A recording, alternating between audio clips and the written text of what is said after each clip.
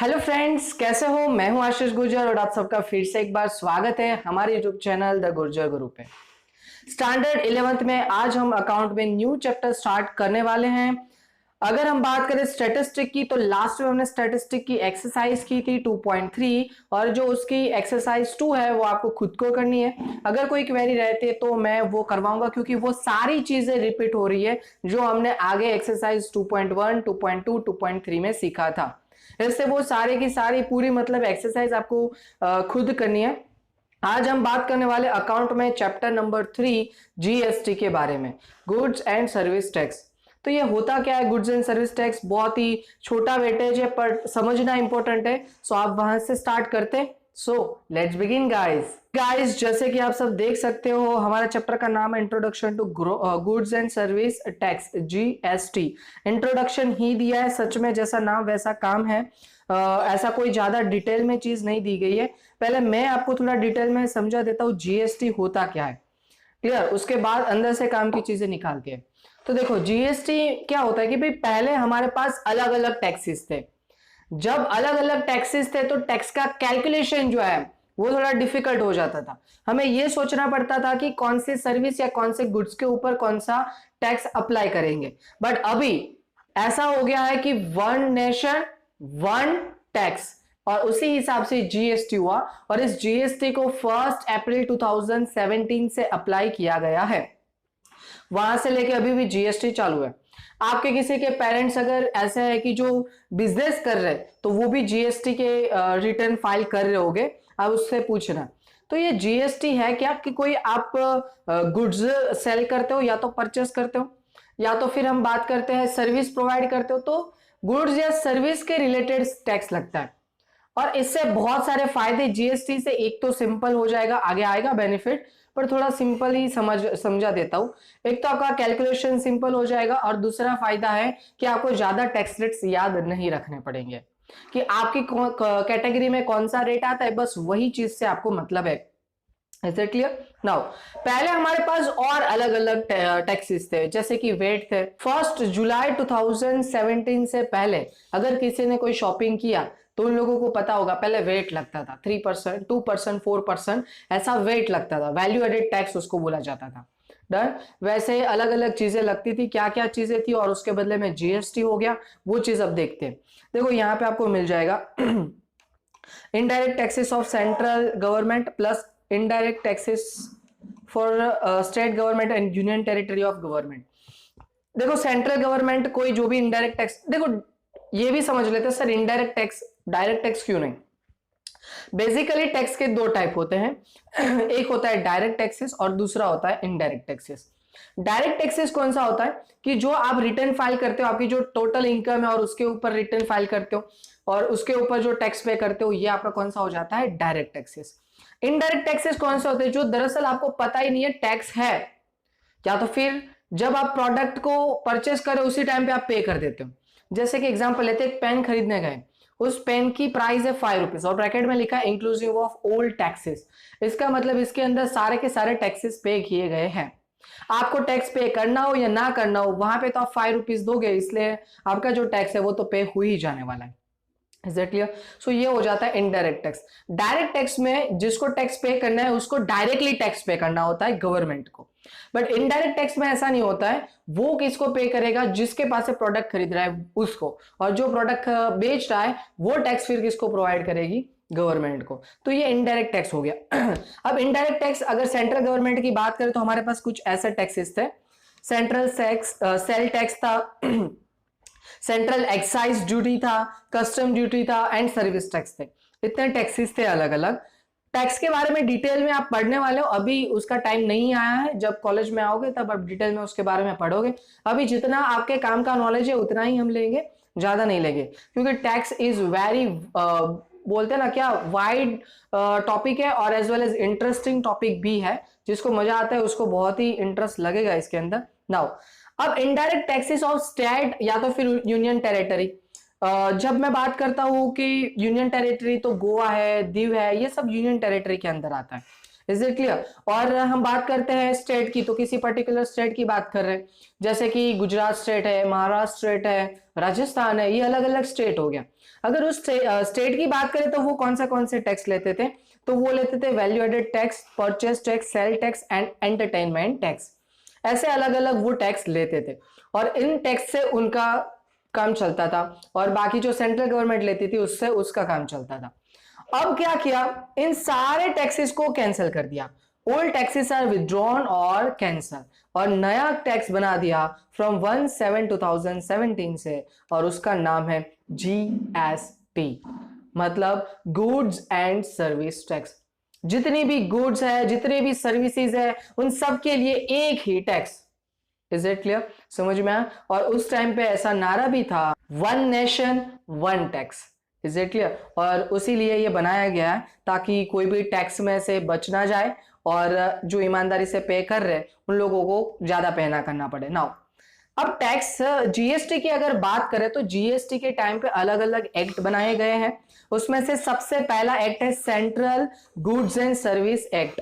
इसको क्या बोलते हैं? CGST act.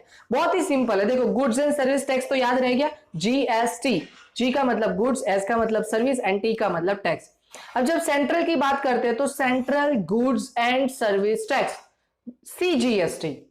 Is it clear? अब जैसे सेंट्रल का है वैसे किसका होगा? स्टेट का होगा, तो उसका मतलब states goods and service tax, मतलब क्या हो जाएगा? एसजीएसटी।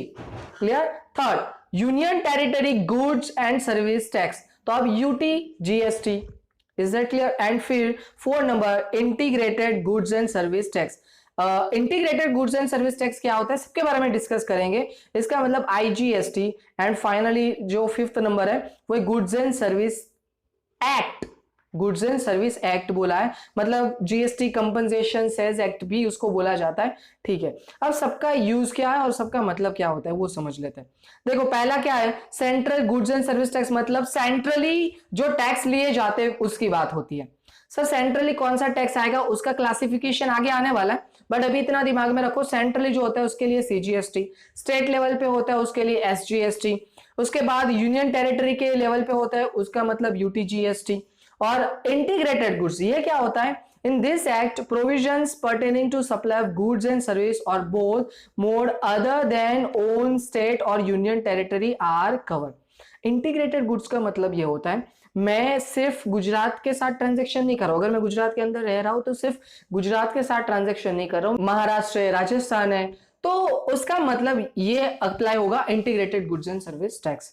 और फाइनली हमने देखा था गुड्स एंड सर्विस टैक्स के लिए कंपनसेशन सेज एक्ट है। ठीक है, वो इतना कुछ खास इंपॉर्टेंट नहीं है। ये पांचों एक्ट जो है वो सिर्फ और सिर्फ आपकी इंफॉर्मेशन के लिए है, एग्जाम में एक भी एक्ट नहीं आएगा। बट अगर किसी ने पूछा भाई व्हाट इज सीजीएसटी, तो आपको पता होना चाहिए सीजीएसटी का फुल फॉर्म होता है central goods and service tax. Is it clear? So ये इंपॉर्टेंट इंफॉर्मेशन थी। नेक्स्ट आगे बढ़ते हैं, meaning and special features of GST. पहले तो जीएसटी का मीनिंग देखते हैं और उसके स्पेशल फीचर्स क्या है। अब देखो स्पेशल फीचर्स आ जाएंगे ना तो उसके एडवांटेजेस भी समझ में आ जाएंगे, क्योंकि दोनों में से मोस्टली 50 to 60% सेम ही है। वैसे स्पेशल फीचर एडवांटेजेस तो होते हैं, क्लियर, और नीचे एडवांटेजेस उन लोगों ने अलग से दिए तो हम अलग से पढ़ेंगे, बट एक चीज आएगी तो दूसरी ऑटोमेटिक आने वाली है, वो पक्की बात है। नाउ चलो फर्स्ट मीनिंग देखते हैं। तो different taxes of central government and state government are withdrawn and goods and service tax are covered under one tax. This tax is known as a goods and service tax. बोलो कितनी easy definition, क्या बोल रहे हैं? Different taxes of central government and state government are withdrawn and goods and service tax are covered under one tax. समझ में? जितने हमारे गुड्स एंड सर्विस के लिए अलग अलग एक्ट थे उन सबको विड्रॉन कर लिया और उन सब के बदले में गुड्स एंड सर्विस के लिए एक ही एक्ट बनाया और इस एक्ट को बोलते हैं हम जीएसटी, बराबर, जिसमें गुड्स भी आता है और सर्विस भी आता है। Tax which is applicable on supply of goods and service is known as a goods and service tax. Yes, एक ये भी डेफिनेशन याद रख सकते हो कि टैक्स है जो एप्लीकेबल है सप्लाई ऑफ गुड्स या तो फिर आप सर्विस प्रोवाइड करते हो और उसके लिए जो वन टैक्स है उसको हम क्या बोलते हैं? Goods and service tax. That means GST. Is it clear? Now अब उसके जो इंपॉर्टेंट फीचर्स है या तो फिर जो कुछ भी बोलो आप उसको कैरेक्टरिस्टिक्स भी बोल सकते हो, ये देख लेते हैं। फर्स्ट वन टैक्स, चलो जितना दिख रहा है उतना ही इजी है। क्या बोल दिया? वन टैक्स, एक ही टैक्स होता है। गुड्स के लिए बोल लो या तो फिर आप बोल लो सर्विस के लिए, किसी के भी लिए बोल दो, एक ही टैक्स होता है। Is it clear?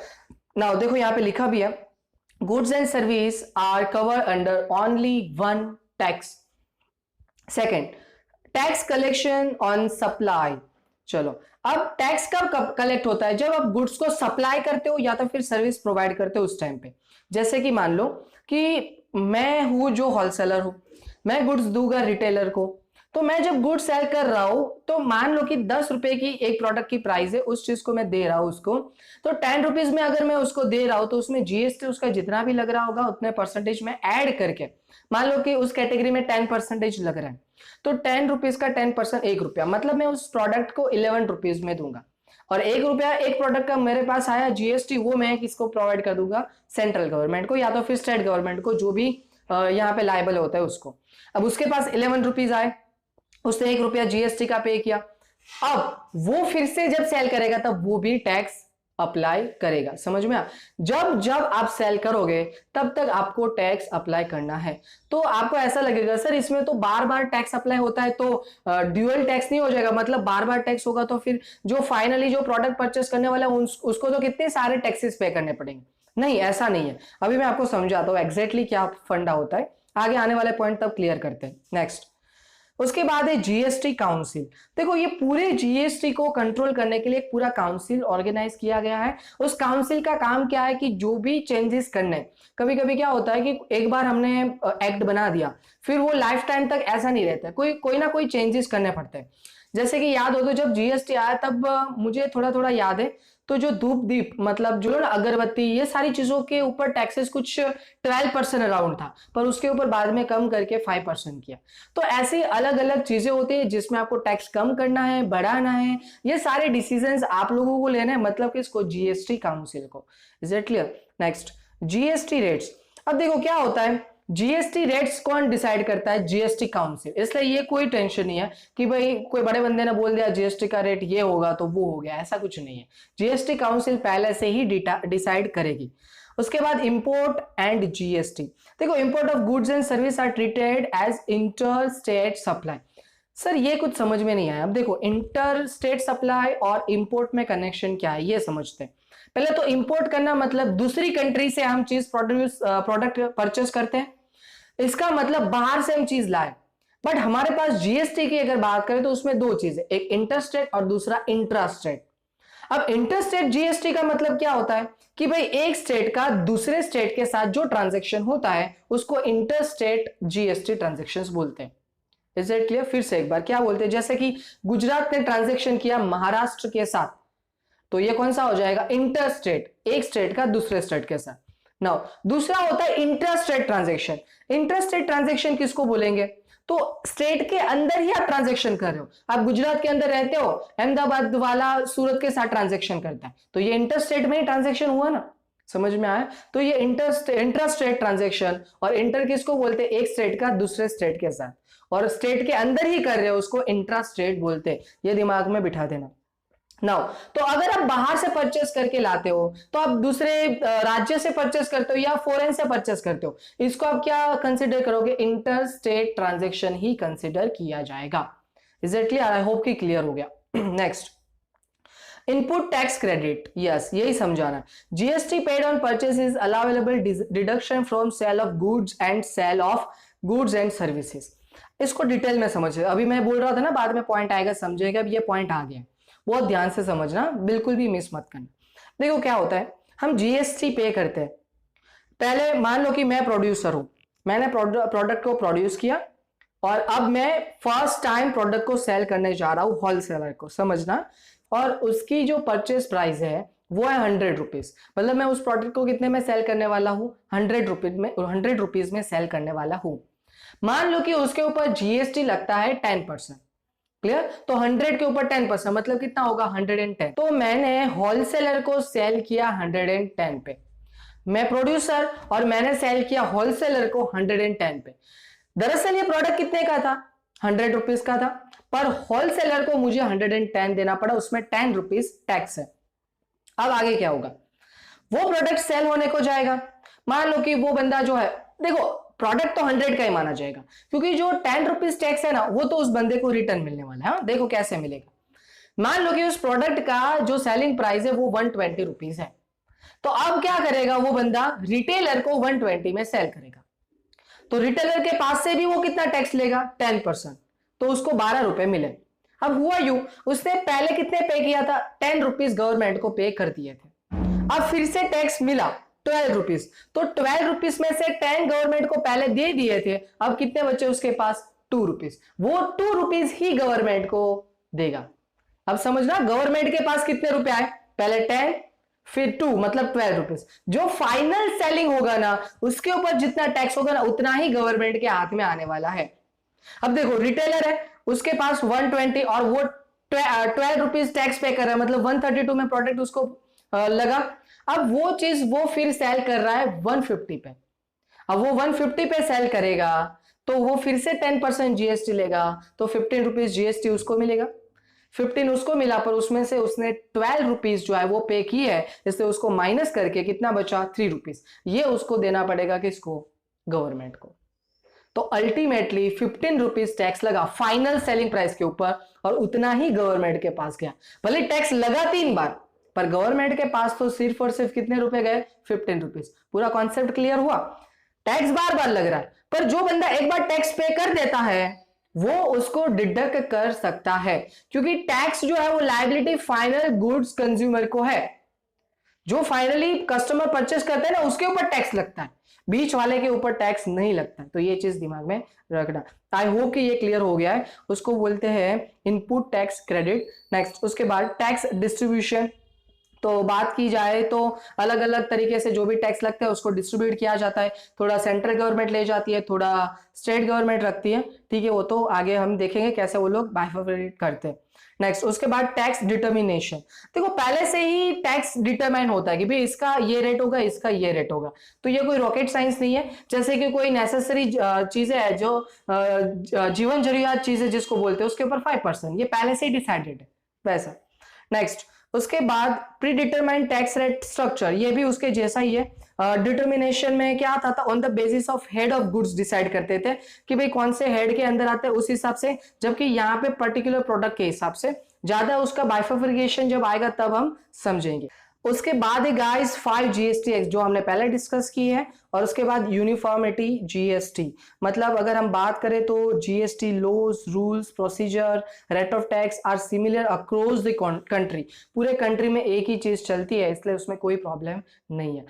I hope कि पूरा का पूरा क्लियर हो गया। अगर फिर भी कंफ्यूजन है तो पूरा वीडियो एक बार फिर से देखो, बहुत ही इंपॉर्टेंट टॉपिक है, प्रैक्टिकल नॉलेज के लिए बहुत ही काम का है। और अगर वीडियो अच्छा लगे तो लाइक करके शेयर कीजिए, अगर चैनल पे नए हो तो सब्सक्राइब करके बेल आइकन को प्रेस कीजिए। Thank you so much guys.